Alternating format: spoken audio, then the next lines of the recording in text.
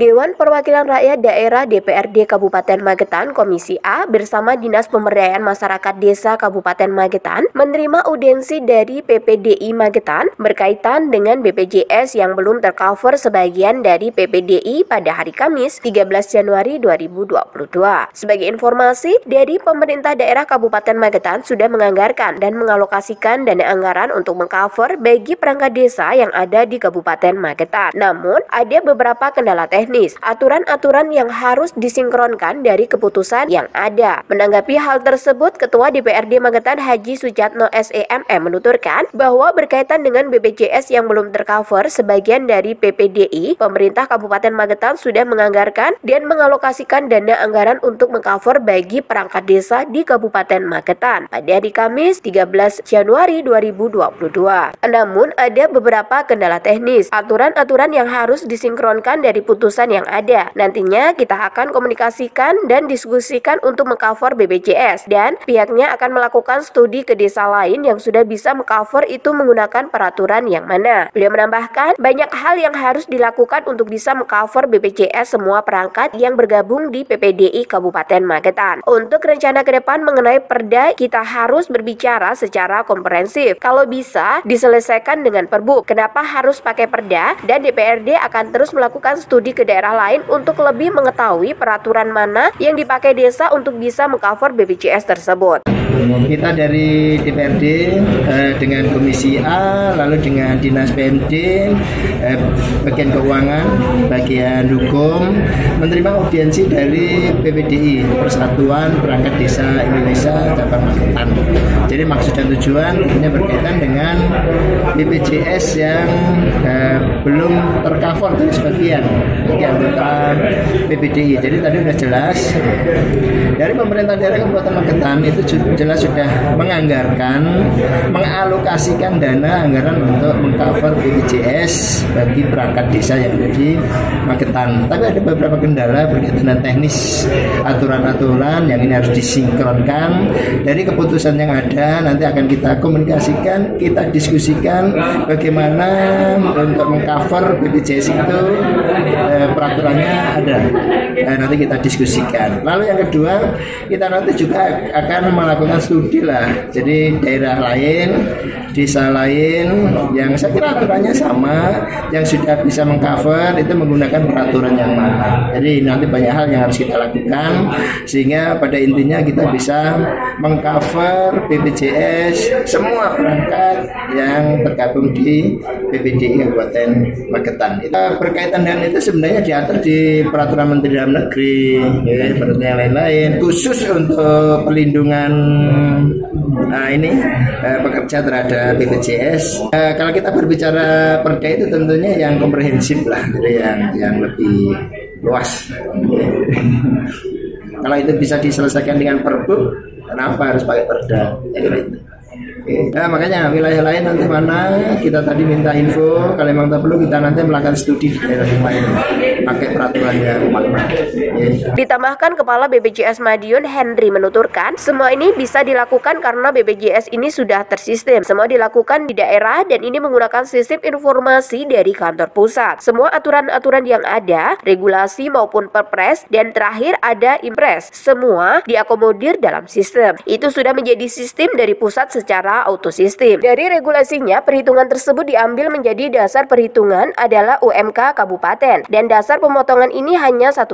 Jadi untuk Kabupaten Magetan sebenarnya hanya 20.000 untuk satu keluarga. Jika dibandingkan oleh peserta mandiri, itu untuk kelas 3-nya saja 35.000 untuk satu orang. Jika satu keluarga 5 orang, tinggal mengalihkan saja. Ditanya mengenai isu dari mandiri maupun yang tidak dari pemerintah tanpa adanya penjelasan dan klarifikasi dari BPJS langsung di stop. BPJS menanggapi tidak ada hal seperti itu, jadi biasanya apabila adanya peserta yang mandiri non-aktif ternyata terkendala masalah iuran. Sedangkan dari yang tidak mandiri itu terdapat banyak faktor karena memang adanya penonaktifan dari pusat ke PPDI. Tetapi itu masih bisa direaktivasi untuk pembersihan. Yang menambahkan untuk data yang tidak valid akan dinonaktifkan. Jika yang bersangkutan merasa dinonaktifkan, silakan dilakukan pengecekan dan nanti kevalidan data apabila berhak untuk diaktifkan kembali akan diaktifkan. Mengenai 197 orang dari PPDI yang dana BPJS-nya tidak tercover tercover itu masih akan dikoordinasikan dengan pihak PPDI. Untuk yang bersangkutan dikonfirmasi untuk bersedia untuk membayar iuran yang ditetapkan, yaitu 1%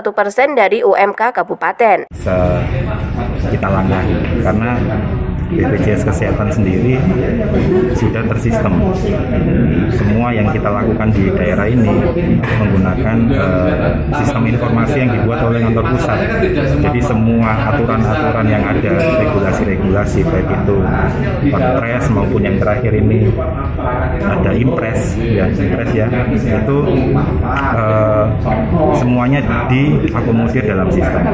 Jadi misalkan dari sisi iuran itu sudah bisa dipastikan kalau di atas 4 juta itu kelas 1, di bawah 4 juta kelas 2. Nah itu pasti nggak bisa kita yang 4 juta ini di bawah 4 juta kita set jadi kelas 3, jadi kelas 1 itu nggak bisa karena sudah auto sistem. Karena ada regulasinya, jadi regulasinya memang sebagai dasar perhitungan minimalnya adalah UMK kabupaten. Sementara kalau kita lihat UMK Kabupaten Madiun 1.900.000 lah kurang kalau segmen pekerja. Nah, untuk dasar pemotongannya sendiri kan untuk yang pekerjanya hanya 1%. 1% itu sebenarnya cuma 20.000 untuk satu keluarga. Artinya jika dibandingkan dengan peserta mandiri itu untuk yang kelas 3-nya saja 35.000 satu orang. Kalau satu keluarga isinya 5 ya tinggal dikalikan 5. Jadi kalau ada peserta yang non aktif biasanya itu terkendala masalah iuran. Misalkan peserta mandiri dia nggak bayar iuran ya otomatis. Itu banyak faktor karena memang juga ada terkait nonaktifan PDI yang dilakukan oleh Kemensos. Tapi itu masih bisa kita reaktivasi untuk pembersihan memang. Jadi untuk data yang nicknya tidak valid dinonaktifkan. Tapi kalau yang bersangkutan ini merasa loh, saya kok dinonaktifkan, silakan datang ke kantor kami cek dan reject. Jika memang berhak diaktifkan kembali kita aktifkan. Tapi tadi kalau info dari PPDI yang bersangkutan ini sudah dikonfirmasi bersedia untuk membayar sejumlah. Jadi intinya adalah yang jadi dasar perhitungan tetap UMK walaupun nanti 197 itu di bawah UMK, tapi dasar perhitungannya tetap UMK. Artinya nanti masing-masing iurannya kurang lebih 19.500 anggap aja 20.000 per kakak, jadi satu keluarga. Ditambahkan Kepala Dinas Pemberdayaan Masyarakat dan Desa Eko Murianto mengatakan, kita akan cari aturan lain. Kita sesuaikan supaya nanti yang pertama, pihaknya ingin ada interpack DDA, DDB setiap bulan. Jadi percuma apabila dibayar. Yang pasti Pemda sangat giat dengan peraturannya. Yang pasti Pemda sangat giat dengan aparaturnya. Jadi kesehatan itu sangat penting, apalagi di situasi seperti ini. Pihaknya menambahkan dalam waktu dekat ini, pihaknya akan berkoordinasi dengan Bupati agar segera dilakukan penyesuaian perbubnya. Mengenai solusi belum tercovernya 197 orang, jadi sesuai dengan arahan dengan Bupati, sebagian akan ditanggung Pemda, dan jika terpaksa tidak bisa masuk sesuai aturan nanti akan ditanggung di APBD dan dicarikan regulasi yang pas supaya desa juga tidak salah. Jadi kita akan cari aturan mainnya, kita sesuaikan supaya nanti yang pertama, saya pengennya ada intercept dari ADD itu setiap bulan, karena nanti percuma juga dibayar 4, tenggang waktunya lewat, nggak kena lagi. Jadi intinya bagaimana kita ini, yang pasti begini Mas, Pemda ini sangat care dengan aparaturnya. Jadi kesehatan itu menjadi penting sekarang, apalagi situasi seperti ini.